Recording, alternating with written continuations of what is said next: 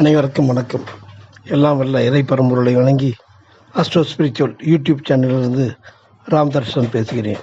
இன்றைய பதிவு மொத்தம் 12 ராசிகள் உள்ளது அல்லவா? அதில் ஒவ்வொரு ராசிக்காரர்கள் எந்தவித விரதம் இருந்தால் அதிர்ஷ்டம் பெருகும் என்பதை இந்த பதிவில் தெரிந்து கொள்ளலாம். வாழ்க்கையில் எவ்வளவு முயன்றாலும் சிலருக்கு வெற்றி தாமதமாக கிடைக்கும். சிலருக்கு பணவரவு இருந்தும் மன நிம்மதி இருக்காது.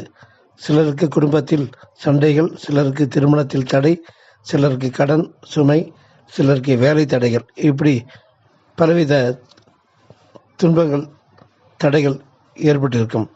ஏன் இப்படி நடக்கிறது என்று பலரும் எண்ணியிருப்போம். ஜோதிட சாஸ்திரம் கூறுவது என்னவென்றால், ஒவ்வொரு ராசிக்கும் ஒரு தனித்துவமான கிரக ஆட்சி உள்ளது. அதேபோல் ஒவ்வொரு ராசிக்காரர்களுக்கும் ஒரு குறிப்பிட்ட தெய்வ அருளும் அதுக்கேற்ற விரதமும் உண்டு. அந்த விரதத்தை மன சுத்தியுடன் பக்தியுடன் தொடர்ந்து கடைபிடித்தால் கர்மவினைகள் குறைந்து வாழ்க்கையில் அதிர்ஷ்ட கதவுகள் திறக்க ஆரம்பிக்கும் என்று முன்னோர்கள் கூறியுள்ளார்கள். ஒரு காலத்தில் தன் வாழ்க்கையில் தொடர்ந்து தோல்வி மட்டுமே சந்தித்த ஒருவர் தன் ஜாதகத்திற்கு ஏற்ற விரதத்தை தொடங்கிய பிறகு மெதுவாக வாழ்க்கை முழுவதும் மாற்றம் ஏற்பட்டதாக கூறப்படுகிறது. அவருக்கு வேலை கிடைத்தது, குடும்பத்தில் அமைதி வந்தது, மனதில் நம்பிக்கை, ஒரு தெளிவு உருவானது.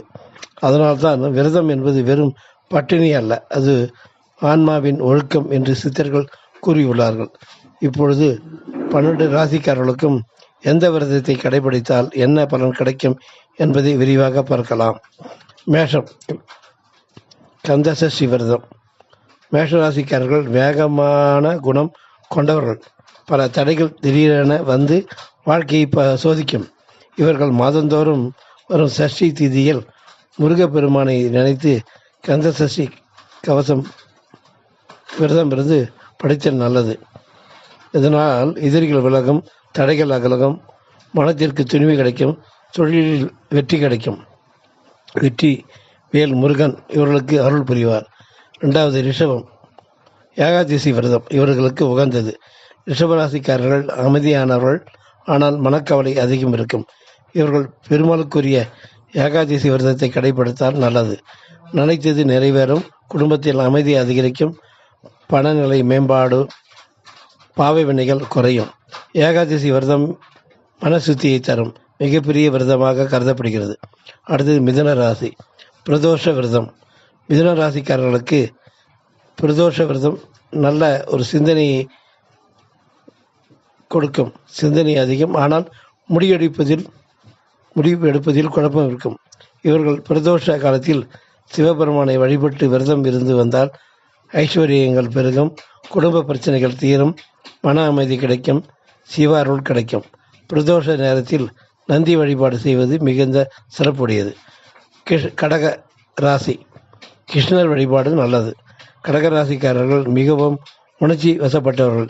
இவர்கள் மாதந்தோறும் தேய்பிரை அஷ்டமி, ரோகிணி அல்லது திரிவோணம் நாளில் கிருஷ்ணரை வழிபட்டு விரதம் இருந்து வந்தால் செல்வ வளம் பெருகும், குழந்தை பாக்கியம் கிடைக்கும், குடும்பத்தில் சந்தோஷம் அதிகரிக்கும், மனக்கவலை குறையும். கிருஷ்ண பக்தி இவர்களுக்கு ஆனந்தத்தை தரும். அடுத்தது சிம்மராசி, மகா சிவராத்திரி விரதம் இவர்களுக்கு சிறப்பை தரும். சிம்மராசிக்காரர்கள் தலைமை குணம் கொண்டவர்கள், ஆனால் அகந்தை சில நேரங்களில் பிரச்சனையை உருவாக்கும். இவர்கள் சிவராத்திரி விரதம் இருந்தால் சகல நன்மைகளும் கிடைக்கும், ஆன்மீக உயர்வுகள் உண்டாகும், பாவங்கள் நீங்கும், வாழ்க்கையில் புதிய தொடக்கம் உருவாகும். சிவபெருமானின் அருள் இவர்களுக்கு காக்கும். அடுத்தது கன்னிராசி, இவர்களுக்கு வரலட்சுமி விரதம் நன்மையை உண்டாக்கும். கன்னிராசிக்காரர்கள் உழைப்பாளிகள், ஆனால் பணம் தங்காமல் போகும். இவர்கள் வரலட்சுமி விரதம் இருந்தல் நல்லது. பண கஷ்டம் நீங்கும், வீட்டில் மகாலட்சுமி வாசம் செய்வார், சேமிப்பு அதிகரிக்கும், பெண்களுக்கு சௌபாகியம் கிடைக்கும். அடுத்தது துளாராசி.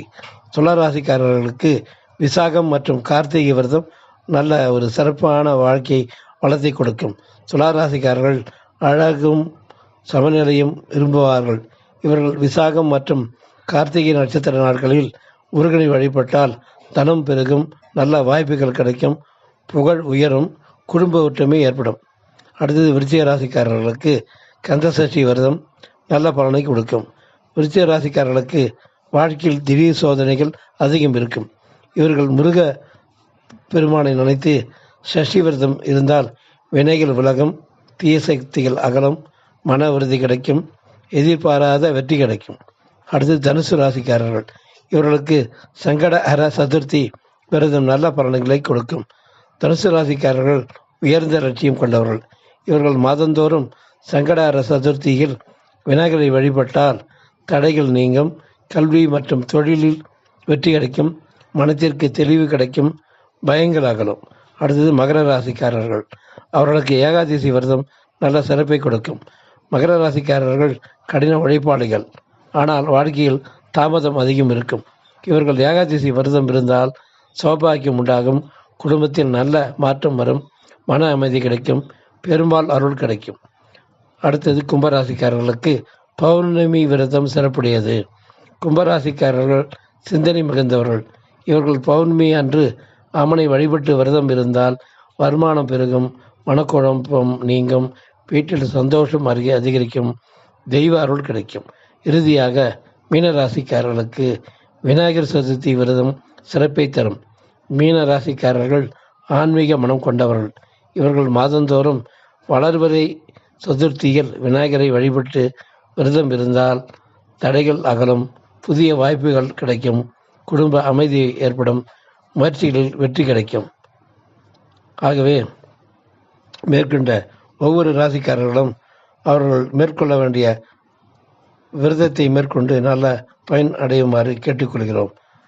பலர் கந்தசஷ்டி, விநாயகர் சதுர்த்தி, சிவராத்திரி போன்றவை வருடத்திற்கு ஒரு முறை மட்டுமே வரும் என்று நினைக்கிறார்கள். ஆனால் உண்மையில் சஷ்டி மாதந்தோறும் வரும், சதுர்த்தி மாதந்தோறும் வரும், ஏகாதசி மாதம் இருமுறை வரும், பிரதோஷம் மாதம் இருமுறை வரும். இந்த நாட்களில் பக்தியுடன் விரதம் இருந்து தெய்வ வழிபாடு செய்தால் வாழ்க்கையில் மிகப்பெரிய மாற்றம் ஏற்படும் என்று முன்னோர்கள் கூறியுள்ளார்கள். ஆகவே விரதத்தின் உண்மையான பலன் என்பது வெறும் பொருள் செல்வம் அல்ல. மன அமைதி, குடும்ப சந்தோஷம், உடல் ஆரோக்கியம், தெய்வ அருள், கர்மவினை குறைதல் இவை அனைத்தும் சேர்த்து வாழ்க்கையை மாற்றும். ஆகவே மேற்கொண்ட விரதத்தை மேற்கொண்டு பயன்பெறுமாறு கேட்டுக்கொண்டு விடை பெறுகிறேன். நன்றி, வணக்கம்.